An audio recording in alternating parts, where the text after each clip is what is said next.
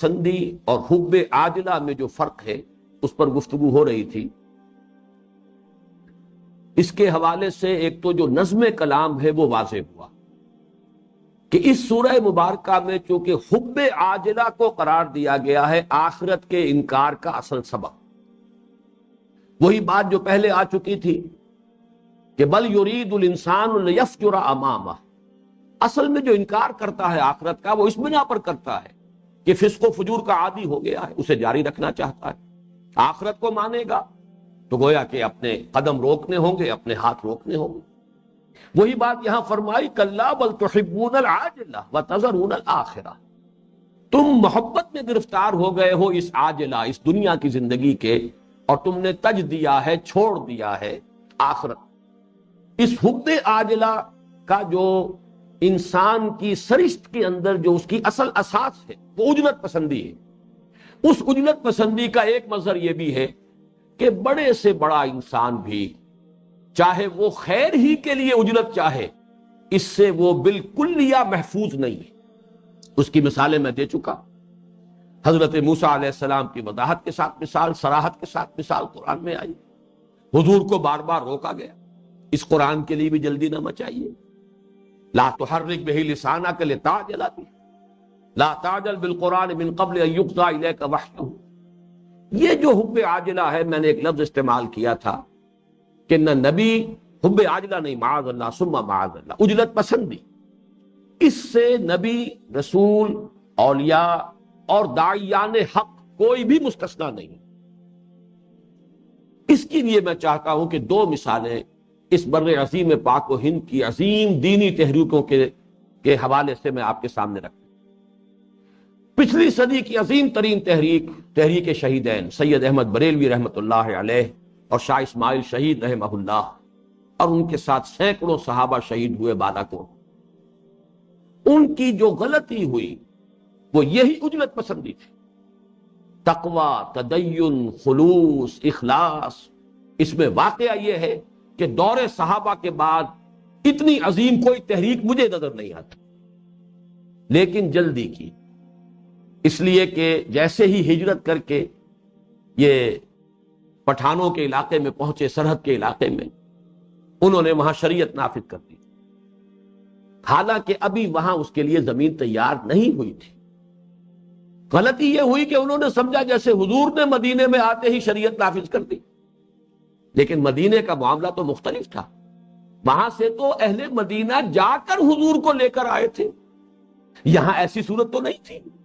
یہاں تو یہ خود وہاں پہنچے تھے، ابھی وہاں پر کچھ اپنی دعوت کو مزید پھیلا کر، لوگوں کی ذہنی تربیت کر کے، ان کی طبیعتوں میں آبادگی پیدا کر کے کام کرنا چاہیے تھا۔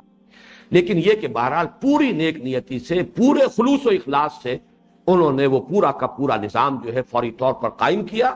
نتیجہ یہ ہوا کہ معاشرے نے ریوولٹ کر دیا، خود وہاں پر پٹھانوں نے بغاوت کی، پٹھانوں نے سکھوں کے ساتھ مل کر سازش کر کے مروایا۔ تو یہ سارا معاملہ کیوں ہوا؟ اجلت پسندی۔ خیر میں بھی جلدی جو ہے پسند نہیں، سہج پکے سو میٹھا ہو۔ اے نبی، آپ قرآن کے لیے بھی جلدی نہ کیجیے، لا تعجل بالقرآن من قبل ان یقضی الیک وحیہ۔ یہی معاملہ ہوا اس صدی کی ایک عظیم تحریک سے، تحریک جماعت اسلامی سے۔ یہ تحریک جس نہج سے اٹھی تھی، قوم پرستانہ تحریکوں سے علیحدہ اپنا راستہ نکالا، خالص انقلابی انداز میں اصولی اسلامی انقلابی تحریک کا آغاز کیا۔ سیاست سے، الیکشن سے، 1946 کے الیکشن میں بھی کوئی حصہ نہیں لیا، لیکن پاکستان کے قائم ہوتے یہ سمجھا کہ بس اب سیاست کے اندر کود پڑنا چاہیے، وہی فضا، وہی ماحول، وہی لوگوں کی سوچ، وہی ان کے اخلاق کی حالت، اور وہ الیکشن کے اندر جو ہے پلنج کیا۔ نتیجہ یہ ہوا کہ جو سن 51 میں جو چھلانگ لگائی تھی تو سن 92 جا رہا ہے، نہ کچھ ہاتھ پلے آج تک آیا، اور واقعہ یہ ہے کہ اپنا تقوی اور تدین کا اور اپنی اصول پسندی کا بہت سا جو سرمایہ ہے وہ بھی ہاتھ سے دے بیٹھے۔ اب جو کچھ ہو رہا ہے وہ آپ کے سامنے ہے پاسبان تحریک کے حوالے سے، اس میں بھی صرف اجلت پسندی۔ میں نے جب سن 56 میں اپنا وہ مقالہ لکھا تھا، جبکہ میں ابھی جماعت اسلامی کا رکن تھا، میں نے نشاندہی کی کہ غلطی ہو گئی ہے ہم سے، یہ کلیکٹیو مسٹیک ہے، اور یہ خالص نیک نیتی سے کی گئی تھی غلطی، اجلت پسندی۔ میرا ایک چیپٹر ہے اس میں جہاں میں نے تجزیہ کیا کہ اصل سبب کیا تھا، کوئی بدنیتی نہیں تھی معاذ اللہ مولانا مودودی کی یا مولانا اصلاحی صاحب کی، یا بڑے بڑے لوگ تھے، کوئی بدنیتی نہیں تھی، لیکن یہ کہ عجلت پسندی، جلد بازی، اس کا نتیجہ یہ نکلا ہے۔ تو میں نے وہاں جو ہے اس پوری کتاب کو در حقیقت اس پر بیس کیا ہے کہ یہ اصلاً ایک صحیح ترین اصولی اسلامی انقلابی تحریک تھی، لیکن عجلت پسندی کے ساتھ قبل از وقت سیاسی میدان میں چھلانگ لگا کر اب یہ صرف اسلام پسند قومی سیاسی جماعت بن کر رہ گئی ہے۔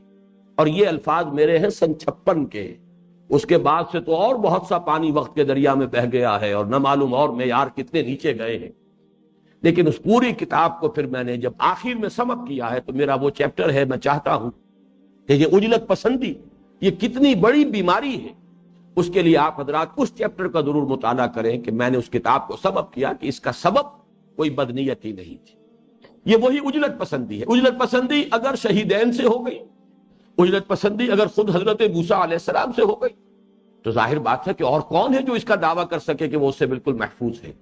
لیکن اس سے آگے کسی بھی بدنیتی کا الزام میں نے نہیں لگایا کبھی بھی، میں اس کی وضاحت کرنا چاہتا تھا۔ اور اس کے حوالے سے آج یہاں پر وہ تحریک جماعت اسلامی میرا سن 56 کا لکھا ہوا مقالہ جو ہے اس کے بھی کچھ نسخے لے آئے گئے ہیں، جو حضرات چاہیں ان کو حاصل کر لیں۔ اب آگے آئیے، وقت تھوڑا ہے، اب ہمیں اس سورہ مبارکہ کی تکمیل کرنی ہے۔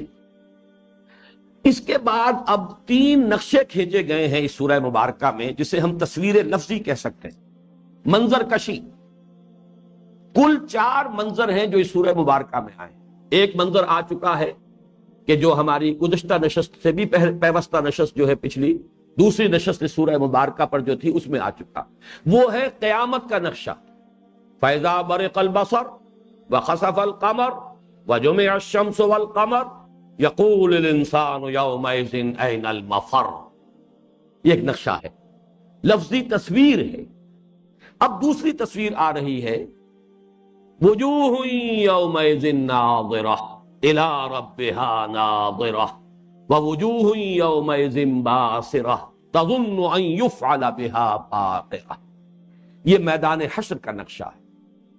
میدان حشر میں جب پوری نوع انسانی کھڑی ہوگی، وجاء ربک والملک صفا صفا، جبکہ پوری نوع انسانی بھی ہوگی، فرشتے بھی پرے بادے کھڑے ہوں گے، پوری نوع انسانی ہوگی، اس وقت لوگوں کی کیفیت کیا ہوگی؟ وجوہ یومئذ ناظرہ، بہت سے چہرے ہوں گے اس روز تر و تازہ، شاداب، کھلے ہوئے پھول کے مانند۔ کیوں؟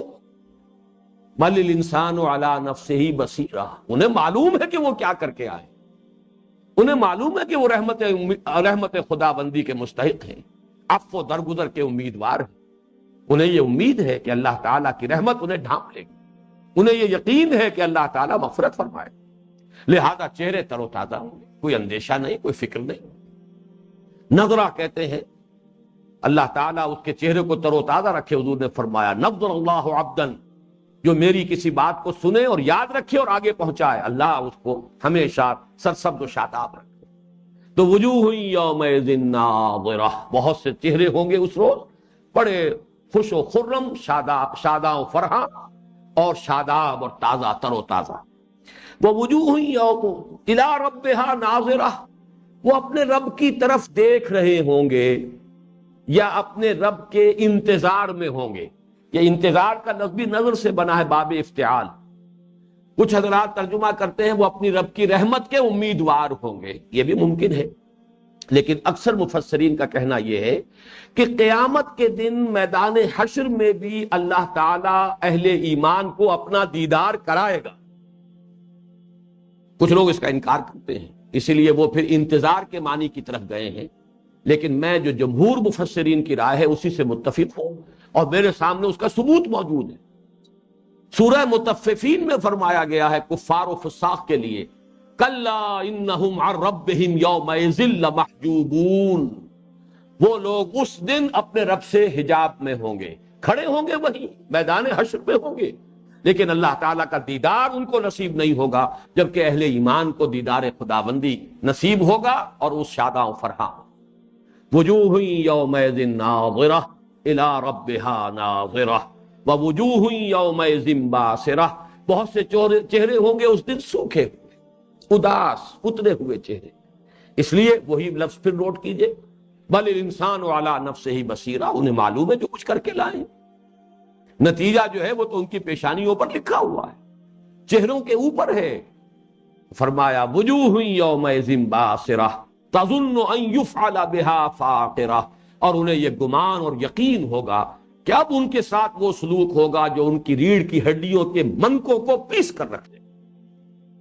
یہ لفظ جو فقر جو آتا ہے، یہ جو منکے ہیں ورٹیبرل کالم کے، ان کو پیس کر رکھ دینے والی شے، کمر توڑ دینے والا سلوک ہوگا ان کے ساتھ، انہیں یقین ہے. بل الانسان علی نفسہ بصیرہ. یہ ایک منظر ہے قیامت کے دن کا، اور جیسا کہ میں تمثیل عرض کر چکا ہوں، یہ بالکل بہت ہی سمجھیے کہ 1/1 کروڑ ایک نقشہ اس کا اگر دیکھنا ہو تو ہائی اسکولوں میں جب بچے کھڑے ہوتے ہیں رزلٹ کے اعلان کے وقت تو یہی نقشہ ہوتا ہے. بہت سے چہرے کھلے ہوئے، بہت سے چہرے اترے ہوئے اداس، ان پر جو ہے ہر طرح کی پشبردگی طاری. اب دوسرا منظر آ رہا ہے، اس کے لیے نوٹ کیجئے حضور کی حدیث، من مات فقط قامت قیامتہ، جو مر گیا جس کی موت آ گئی اس کی قیامت تو کھڑی ہو گئی. تو ایک تو قیامت کبریٰ ہے جو ہونی ہے، قیامت کا دن جبکہ میدان حشر میں سب لوگ کھڑے ہوں گے.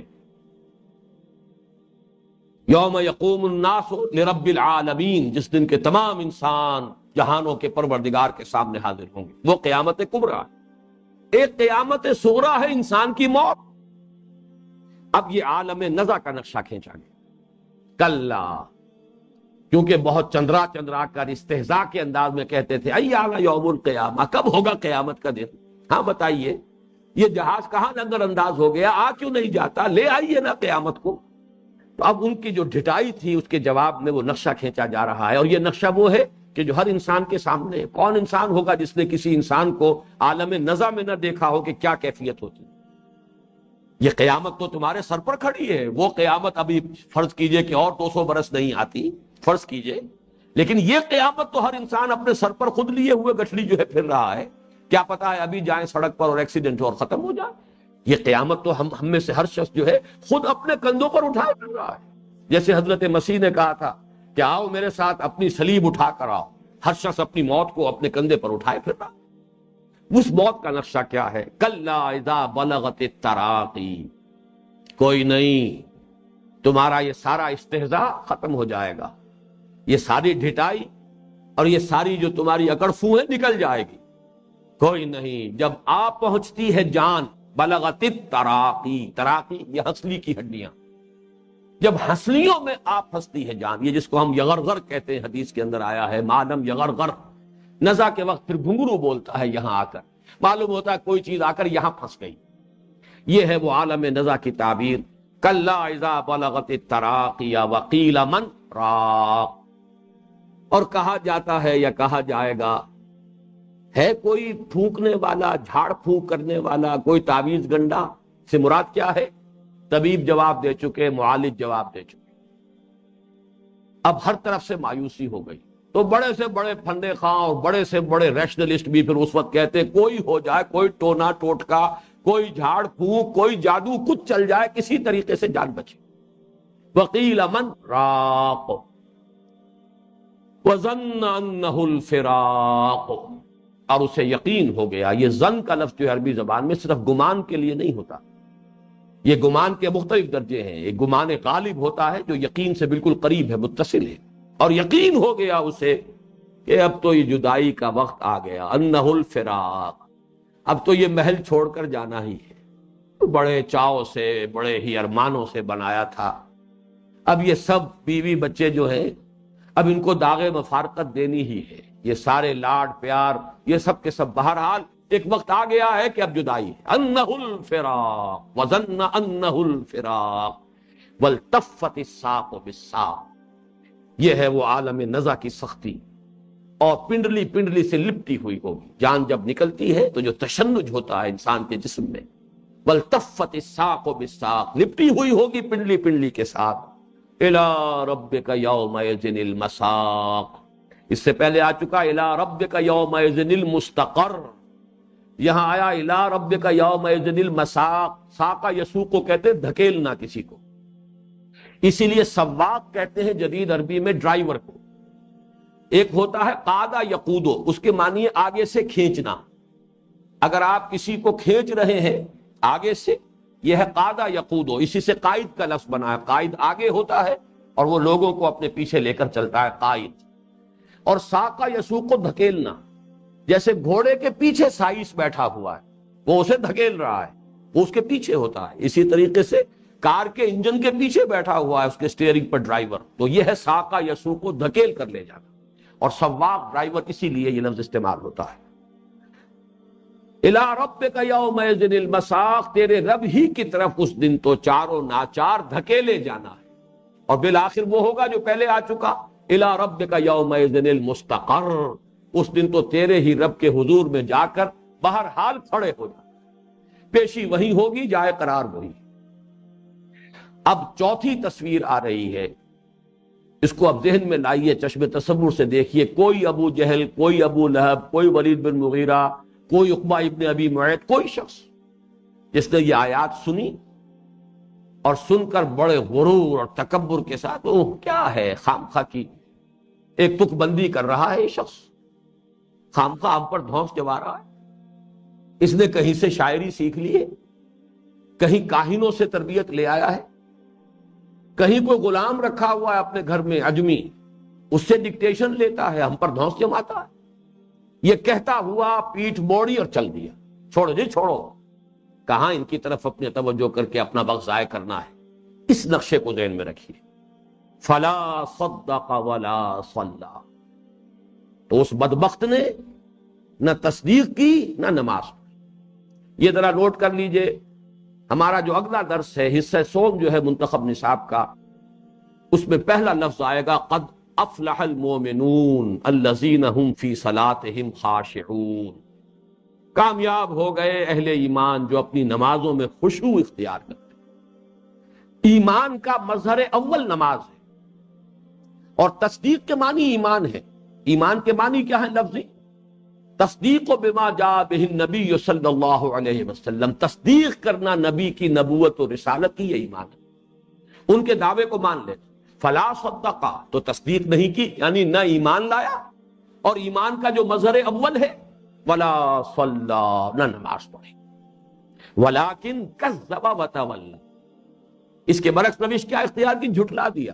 نہیں جی یوں ہی بس تک بندی ہے، شاعری ہے، سحر ہے، جادو سیکھ آئے ہیں، کوئی کاہنوں سے تربیت حاصل کر لی ہے، ان کا دعویٰ غلط ہے، کوئی رسالت نہیں، کوئی نبوت نہیں، کوئی اللہ کی طرف سے کلام نہیں آیا، من گھڑت باتیں ہیں.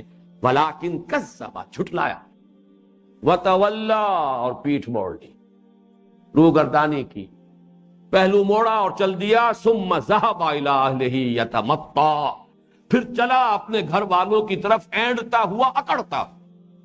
اب دیکھیے آپ نے تصویر لفظی، حضور کے سامنے کوئی ہے، آپ دعوت دے رہے ہیں، آپ یہی فرض کیجئے یہی سورت مبارکہ پڑھ کر سنا رہے ہیں، لیکن وہ متکبرین، وہ لوگ مترفین، وہ جو ان کے سردار تھے، ان لوگوں کا طرز عمل کیا تھا؟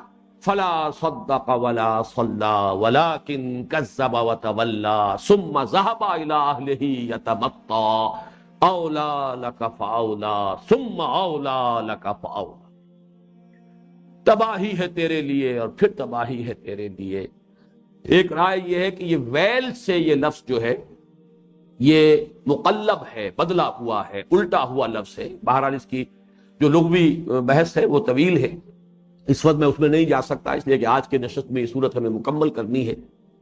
تو ویل یا اولا، تباہی ہے تیرے لیے، افسوس ہے تجھ پر، اے تف ہے تجھ پر. اولا لک فاولا ثم اولا لک فاولا، اظہار افسوس اور ایک درجے میں اظہار حسرت.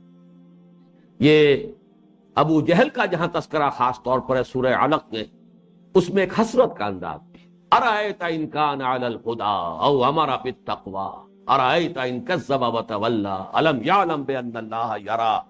ذرا غور کرو، اگر یہی شخص ایمان لے آتا، اگر یہی شخص نماز پڑھتا تو کتنا اچھا ہوتا.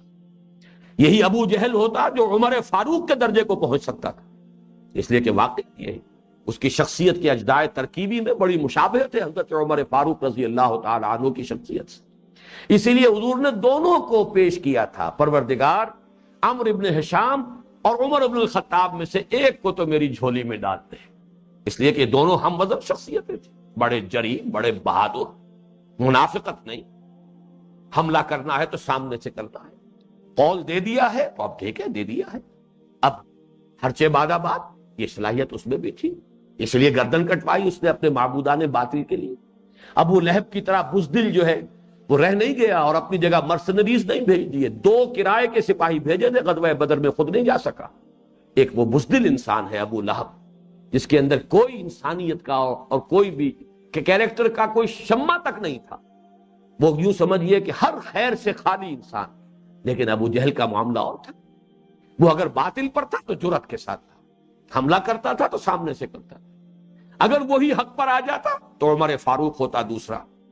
اس اعتبار سے وہ حسرت بھی ہوتی ہے کہ یہ کدھر، کہاں کی یہ شے تھی، کدھر جا رہا ہے، یہ اگر کہیں اس رخ پر آتا تو کیا ہوتا، تو اس پر افسوس بھی اور حسرت بھی۔ اولا لک فاولا ثم اولا لک فاولا۔ اب یہاں سے استدلالی رنگ آیا، ابھی تک یہ سارا خطابی انداز، اور اس میں 4 تصویریں آ چکی ہیں۔ تصویر میدان حشر کی، تصویر زلزلہ اور ہولناکی جو ہے قیامت کی، وہ پہلے آ چکی تھی، میدان حشر کی تصویر آ گئی، عالم نزع کی تصویر آ گئی، اور ان متکبرین اور ان کفار اور مکذبین کی رویے کی تصویر آ گئی۔ اب بات آئی ایحسب الانسان ان یترک سدی، کیا انسان یہ سمجھتا ہے کہ یوں ہی بیکار چھوڑ دیا جائے گا؟ ایسی کوئی حقیر شے ہے؟ یہاں اصل میں اب وہ نوٹ کیجئے جو استدلالی پہلو ہم سورہ آل عمران کے درس میں دیکھ چکے ہیں، ربنا ما خلقت ھذا باطلا، اے رب ہمارے تو نے یہ سب کچھ بیکار پیدا نہیں کیا۔ جب گھاس کا تنکا بھی بیکار اور بے مقصد نہیں ہے تو انسان کیسے بیکار اور بے مقصد ہو جائے؟ اور انسان کے اندر عظیم ترین شے جو ہے وہ نیکی اور بدی کا شعور ہے، بھلائی اور برائی کا اس کی جو اندر تو پہچان ہے وہ ہے۔ یہ کیسے بے نتیجہ ہو جائے گی کہ بھلائی کا نتیجہ بھلا نہ نکلے، برائی کا نتیجہ برا نہ نکلے؟ یہ انسان اتنی عظیم شے، خلقتہ بیدی، میں نے اسے اپنے دونوں ہاتھوں سے بنایا، اس میں عالم خلق اور عالم امر دونوں کو جمع کر دیا، اس کو مسجود ملائک بنایا، تمام فرشتوں کو جبرائیل سمیت اس کے سامنے جھکا دیا، فسجد الملائکۃ کلھم اجمعون، کوئی استثناء نہیں، سجدے میں گر گئے سب کے سب، تمام کے تمام، کل کے کل فرشتے۔ یہ انسان، اسے ہم ایسے ہی پھینک دیں گے جیسے کوئی بیکار شے ہو؟ یہی بات ہے جو سورہ مومنون میں آئی ہے، افحسبتم انما خلقناکم عبثا وانکم الینا لا ترجعون، کیا تم نے یہ سمجھا تھا کہ ہم نے تمہیں بیکار پیدا کیا تھا اور یہ کہ تم ہماری طرف لوٹائے نہ جاؤ گے؟ وہ سارا انداز نوٹ کر لیجئے، ایحسب الانسان ان یترک سدی، کیا یہ گمان ہے؟ نوٹ کیجئے پہلے حصے میں آیا تھا ایحسب الانسان ان لن نجمع عظامہ، کیا انسان یہ سمجھتا ہے کہ ہم اس کی ہڈیاں جمع نہ کر سکیں گے؟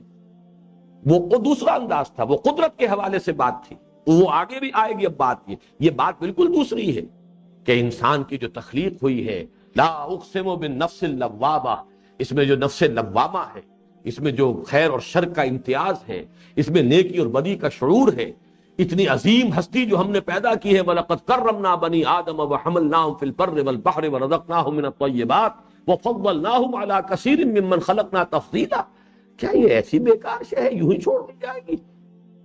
أَلَمْ يَكُ نُطْفَةً مِّن مَّنِيٍّ يُمْنَىٰ، اب یہاں اللہ کی خلاقی کا نقشہ، یہ وہی بات ہے جو شروع میں آئی تھی، میں عرض کر چکا ہوں کہ خطبے کا انداز یہی ہوتا ہے، جہاں سے بات شروع ہوگی اسی پر جا کر ختم ہو جائے، دائیں بائیں مضمون جائے گا، ضمنی مضمون آیا لیکن وہ مضمون عظیم ترین مضمون قرآن حکیم کا ضمنی طور پر آ گئے، وہ سب کچھ ہے، لیکن جہاں سے بات چلی تھی اب پھر وہ مرتکز ہو رہی ہے اسی بات پر۔ یحسب الانسان ان لن نجمع عظاما بلا قادرین علی ان نسوی بنا، کیوں نہیں ہم قادر ہیں، اس کا ثبوت چاہتے ہو؟ الم یک نطفۃ من منی یمنا، کیا نہیں تھا یہ انسان ایک بوند منی کی جو ٹپکائی گئی؟ وہاں سے بات شروع کی جا رہی ہے جہاں سے ہر شخص کو معلوم ہے، اس سے پہلے عالم امر میں کیا تھا، عالم ارواح میں کیا تھا، یہ تو ہمیں نہیں معلوم نا، یہ تو قرآن نے بتایا تو ہمیں معلوم ہوا، لیکن یہ تو سب کو معلوم ہے کہ ہر انسان منی کی ایک بوند سے پیدا، الم یکن نطفۃ من منی یمنی ثم کان علقۃ فخلق فسوی، پھر وہ ہوا علقہ۔ اس پر اب میں یہاں تھوڑا سا آپ کو، اگرچہ تفصیل سے میں یہ سورہ قیامہ کا جب درس میں نے دیا تھا تو بیان کر چکا ہوں کہ قرآن مجید میں امبریولوجی کے لیے جو الفاظ آئے ہیں، جنین کے مختلف جو مدارج اور مراحل ہیں جو قرآن مجید میں آئے ہیں، کل فزکس کے بارے میں کچھ بات ہو گئی تھی، آج بایولوجی کے بارے میں بات ہے، اور یہ تو اکتشافات ہیں۔ چنانچہ میں نوٹ کرا دوں آپ کو، ڈاکٹر کیتھ ایل مور، جن کی بڑی عظیم تصنیف ہے دی ڈیولپنگ ہیومن ایناٹمی، جو ایک مضمون ہے، اس کا اہم ترین شعبہ امبریولوجی، علم الجنین، کہ ماں کے پیٹ میں بچے کی جو پرورش ہوتی ہے اور تدریجاً جو ترقی ہوتی ہے کن کن مراحل میں سے گزرتا ہے۔ قرآن نے الفاظ استعمال کیے نطفہ، علقہ، مضغہ، اور ان کی حقیقت واقعہ یہ ہے کہ ہمارے مفسرین کے سامنے نہیں آ سکی، اس لیے کہ امبریولوجی تو ابھی تھی نہیں، وہ بیچارے، اس میں کوئی ان پر الزام نہیں ہے، اس لیے کہ اب یہ علوم تو آج سامنے آ رہے ہیں۔ علقہ کا ترجمہ ہمیشہ آپ دیکھیں گے قرآن مجید میں جمے ہوئے خون کی پھٹکی، یہ کہاں سے ترجمہ بن گیا؟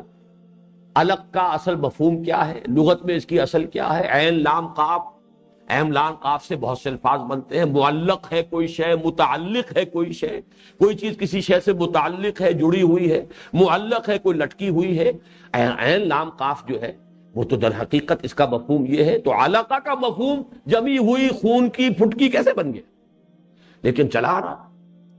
لیکن یہ کہ آج کے دور میں یہ حقیقتیں منکشف ہوئی۔ سب سے پہلے ایک فرینچ سرجن مورس بوکائی، اس نے کتاب لکھی اور اس نے کہا کہ امبریولوجی کے فنومینا جس قدر صحیح قرآن نے بیان کیے ہیں دنیا میں کہیں نہیں۔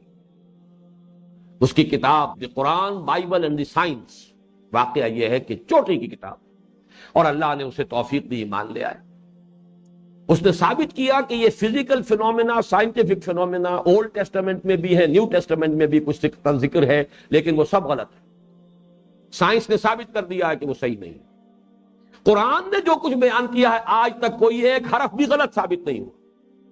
یہ بات کہ کوئی ایک حرف غلط ثابت نہیں ہوا، یہ تو مورس بوکائی کی ہے، یہ بڑی پرانی بات ہے۔ لیکن ابھی چند سال ہوئے ہیں کہ یہ ٹورنٹو میں جو یونیورسٹی ہے کینیڈا کی بہت بڑی، اس کے یہ پروفیسر آف اناٹمی ہے، ان کی 2 کتابیں ٹیکسٹ بکس کی حیثیت سے دنیا میں استعمال ہوتی ہیں embryology per, standard books on embryology. یہ ہے ڈاکٹر کیتھ ایل مور، اور انہوں نے مانا ہے کہ جس قدر صحیح نقشہ کشی قرآن مجید میں کی گئی ہے، یہ جو مدارج ہیں جنین کے، امبریو کے مختلف جو سٹیجز ہیں، اس سے پہلے کہیں نہیں۔ اگرچہ اس کی بدبختی ہے، اس نے یہ مانا ہے کہ قرآن مجید کا یہ بیان ڈیولپمنٹ آف امبریو کے بارے میں اولڈ ٹیسٹامنٹ اور نیو ٹیسٹامنٹ دونوں سے بہت عرفہ ہے، لیکن پھر بھی میں عیسائی رہنے ہی کو ترجیح دیتا ہوں۔ یہ محرومی ہے۔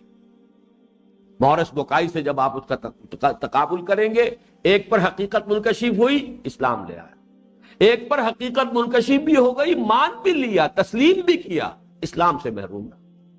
یہ ہے در حقیقت انسان کا اپنا اپنا جو اس کی ایک فطرت کے اندر کس چیز کی اہمیت ہے، مصلحتیں ہیں۔ ہرقل کے سامنے واضح ہو چکا تھا، حضور کا جو نامہ مبارک پہنچا ہے، یقین کے ساتھ جان چکا تھا کہ یہ وہی اللہ کے نبی ہیں جن کی خبر انجیل میں موجود ہے۔ بہت بڑا عالم تھا ہرقلیس، قیصر روم حضور کے زمانے کا، بہت بڑا عالم، پہچان لیا۔ لیکن چاہتا یہ تھا کہ جیسے کبھی سن 300 عیسوی میں ایمپرر کانسٹنٹائن قسطنطین نے عیسائیت اختیار کی تھی، اور اس شان سے کی تھی کہ پورا جو ہے رومن امپائر وہ عیسائی ہو گئی۔ جب پوری ماس کنورشن ہو گئی تو نظام جو کا تو قائم رہا، اس کی بادشاہت برقرار رہی۔ ہرقل نے بھی یہ چاہا کہ میری پوری سلطنت، میرے تمام اعیان سلطنت، میرے تمام سپہ سالار، یہ سب کے سب اسلام قبول کر لیں تاکہ میرا یہ نظام جو ہے قائم رہے اور میری حیثیت برقرار رہے۔ جب اس میں ناکام ہو گیا، محروم رہ گئی۔ تو بالکل یہی معاملہ ہے۔ ایک عیسائی وہ حضرت نجاشی رحمت اللہ علیہ، ان کے سامنے سورہ مریم کی آیات پڑھی گئی اور اسلام لے آئے۔ ایک عیسائی ہرقلیس، اس نے یقین کے ساتھ جان لیا کہ یہ وہی نبی ہیں، اسی لیے غزوہ تبوک میں مقابلے پر نہیں آیا۔ حضور کے ساتھ صرف 30,000 کا لشکر تھا، اس کے پاس کئی لاکھ کی فوج تھی اور لے کر پڑا ہوا تھا یروشلم کے قریب، سامنے نہیں آیا۔ اسے معلوم تھا کہ اللہ کے نبی ہیں، یہ جس پر گریں گے وہ پس جائے گا، اور جو ان پر گرے گا وہ بھی تباہ ہو جائے گا۔ اس لیے کہ یہ تو اللہ تعالیٰ کی چٹان ہے، اللہ کے نبی ہے، لہذا کنی کترا گیا، مقابلے میں نہیں آیا۔ 20 دن حضور تبوک کے اندر مقیم رہے۔ بہرحال یہ ایک برسبیل تذکرہ بات آئی ہے۔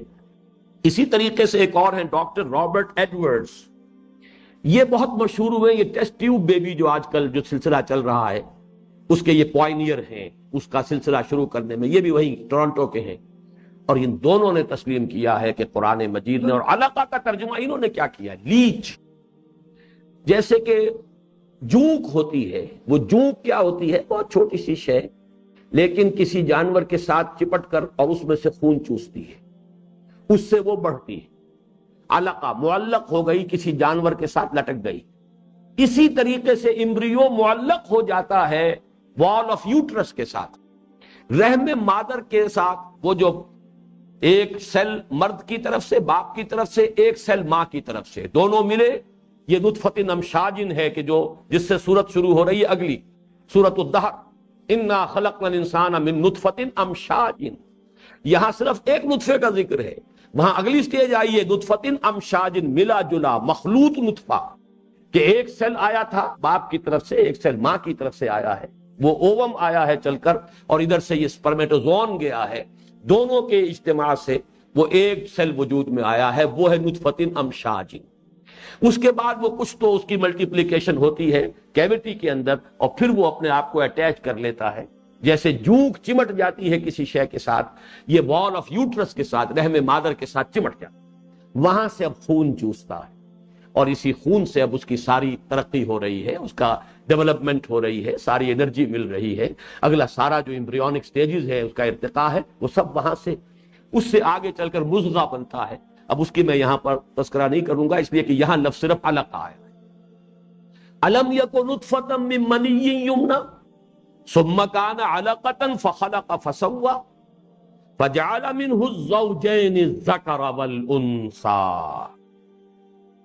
ذرا اس کی خلاقی کا تصور کرو، ایک گندے پانی کی بوند، پھر اس نے ایک علقہ کی شکل اختیار کی، وہ ایک جونک کی طریقے سے رحم مادر سے چمٹ گئی، وہیں سے اس کی ترقی ہوئی، پھر اسی میں سے بنا دیا کسی کو نر، کسی کو مادہ، کسی کو مرد، کسی کو عورت۔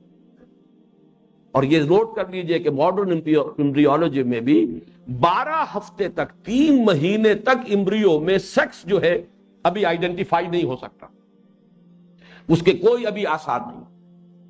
وہ فرق کیا ہے، کہاں سے کسی کو مرد بنا دیا، کسی کو عورت بنا دیا، پورا جسمانی نظام مختلف، پورا نفسیاتی ساخت کا معاملہ مختلف، جذباتی ساخت مختلف، اور سب کے سب، بلکہ اب تو بات بہت آگے جا چکی ہے، جینز تک بات چلی گئی ہے، جینیٹک انجینئرنگ کا ایک شعبہ کھل چکا ہے، اور بڑی بڑی دجالیت کے جو ہے تجربے اس وقت ہو رہے ہیں دنیا کے اندر۔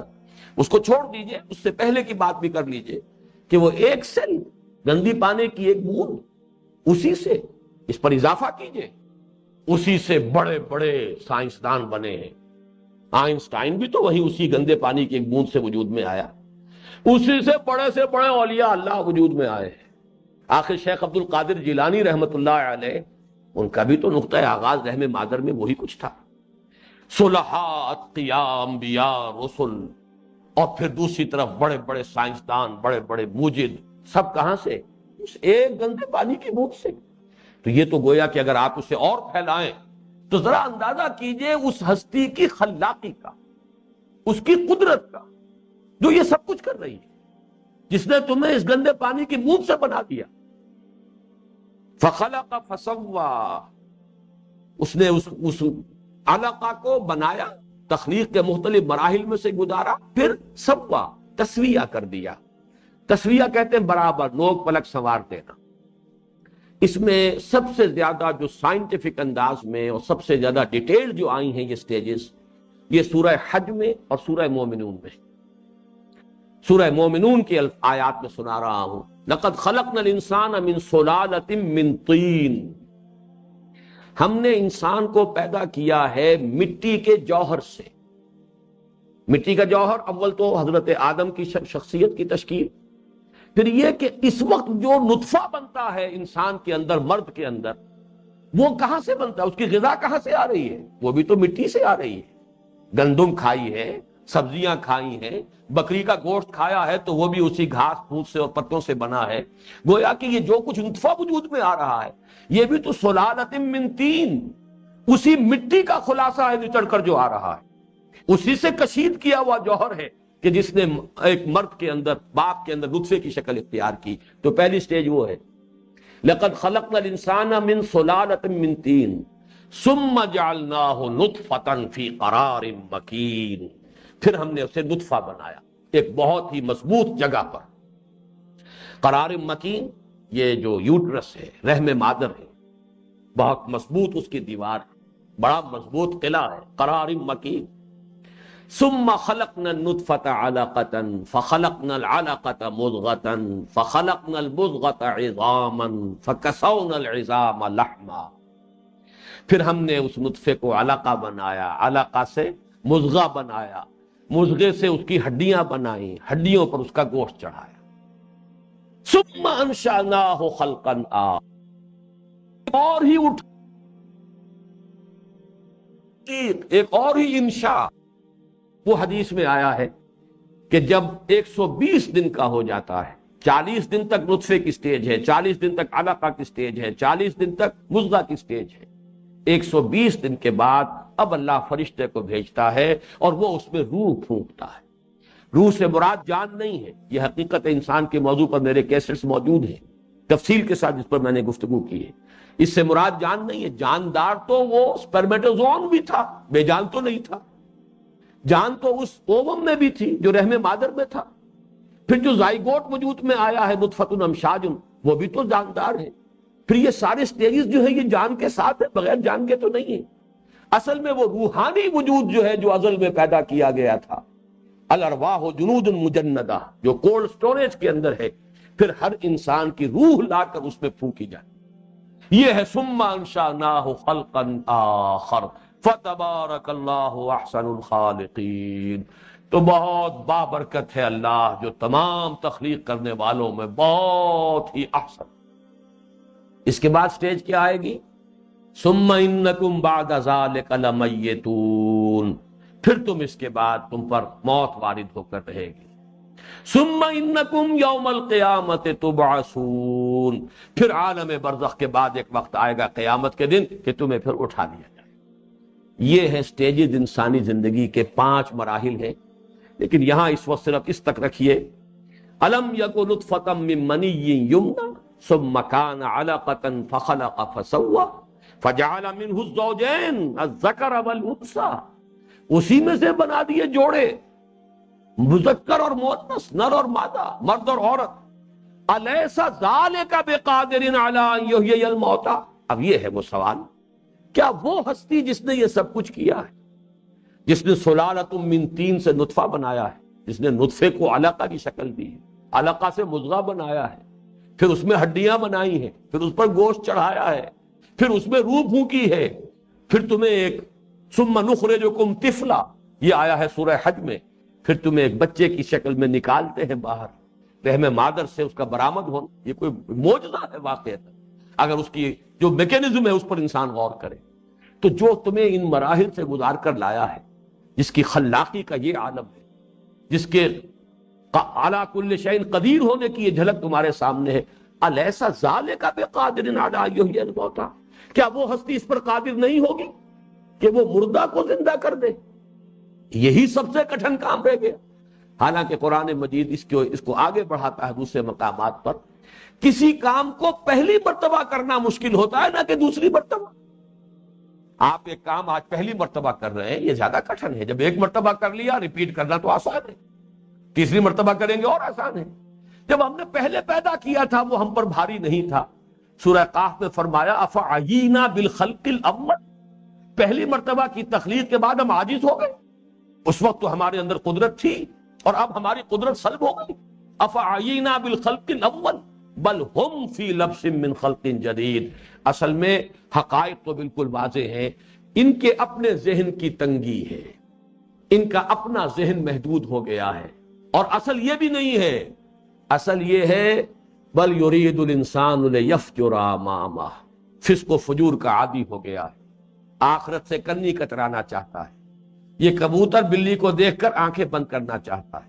اصل سبب کیا ہے؟ کلا بل تحبون العاجلہ، اصل میں تو تم اس عروس ہزار داماد کی زلف گراگیر کے اسیر ہو کر رہ گئے، اس دنیا کے اسی کے تم محبت کے اندر گرفتار ہو گئے، حقائق سے تم چشم پوشی کر رہے ہو، اصل حقیقتوں کو دیکھنا نہیں چاہتے، ورنہ اس سے بڑی اظہر من الشمس حقیقت اور کون سی ہوگی؟ الیس ذالک بقادر علی ان یحیی الموتى۔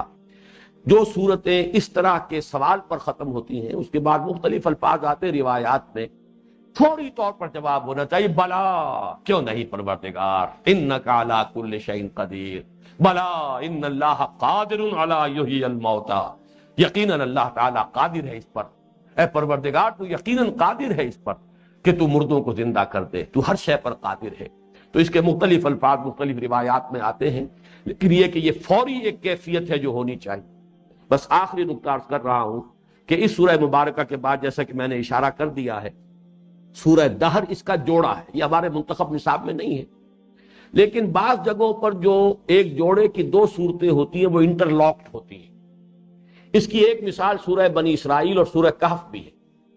سورہ بنی اسرائیل کی آخری آیت شروع ہوتی ہے وَقُلِ الْحَمْدُ لِلَّهِ، اور سورہ کہف کی پہلی آیت شروع ہوتی ہے الْحَمْدُ لِلَّهِ الَّذِي أَنزَلَ عَلَىٰ عَبْدِهِ الْكِتَابَ۔ جیسے ریل کے دو ڈبے جو ہے جڑ جاتے ہیں، اس طرح جوڑے کی جو صورتیں ہیں وہ دونوں آپس میں انٹرلاک، وہی معاملہ یہاں ہے۔ جس ایمبریولوجی کے حوالے سے بات ختم ہوئی ہے سورہ قیامہ میں، اسی کے حوالے سے اس کی اگلی سٹیج کے ذکر سے، نطفے سے آگے نطفۃ امشاج کا ذکر ہوا ہے، اس سے سورہ دہر شروع ہوئی۔ هل اتى على الانسان حين من الدهر لم يكن شيئا مذكورا، ذرا سوچو تو صحیح، کیا نہیں آیا تھا انسان پر ایک وقت جبکہ وہ نہیں تھا کوئی شے قابل ذکر؟ اب وہاں منی کا لفظ لائے تھے، یہاں نہیں لائے، اس لیے کہ عام طور پر آدمی اس لفظ کو اپنی زبان پر لانا بھی پسند نہیں کرتا۔ شیئا مذکورا، تم ایسی شے تھے جس کا ذکر بھی پسند نہیں کرتے۔ هل اتى على الانسان حين من الدهر لم يكن شيئا مذكورا انا خلقنا الانسان من نطفة امشاج نبتليه فجعلناه سميعا بصيرا، ہم نے انسان کو بنایا، تخلیق فرمایا ملے جلے مخلوط نطفے سے، اور کس لیے بنایا؟ تاکہ اسے آزمائیں۔ یہاں اصل میں جواب ہے اس کا کہ کیا وجہ ہے یہ ہماری زندگی کو دو حصوں میں کیوں بانٹ دیا گیا؟ دنیا کی زندگی، پھر بیچ میں موت، پھر آخرت کی زندگی۔ یہ اس لیے کہ دنیا کی زندگی کو امتحان گاہ بنایا ہے، یہ تمہارا ایک پیریڈ ہے، ٹیسٹنگ کا پیریڈ ہے، یہاں تم آزمائش میں ہو، یہاں تمہارا امتحان ہو رہا ہے۔ خلق الموت والحیات لیبلوکم ایکم احسن عملا، یہ موت اور زندگی کا یہ سلسلہ اس لیے بنایا تاکہ تمہیں آزمائے کہ کون ہے تم میں سے اچھے عمل کرنے والا۔ اس امتحان کا نتیجہ ہے جو یوم القیامہ کو نکلے گا۔ لا اقسم بیوم القیامہ ولا اقسم بالنفس اللوامہ، اور اس یوم القیامہ کو تمہارا حال یہ ہوگا وجوہ یومئذ ناظرہ الی ربہا ناظرہ ووجوہ یومئذ باسرہ تظن ان یفعل بہا فاقرہ۔ دعا کیجئے کہ اللہ تعالی ہمیں اس دن ان لوگوں میں شامل کرے جن کے چہرے تر و تازہ ہوں گے، جو اپنے رب کی رحمت کے امیدوار ہوں گے، جنہیں میدان حشر میں بھی اللہ تعالیٰ اپنے دیدار سے سرفراز کرے گا۔ بارک اللہ لی ولکم فی القرآن العظیم ونفعنی وإیاکم بالآیات والذکر الحکیم۔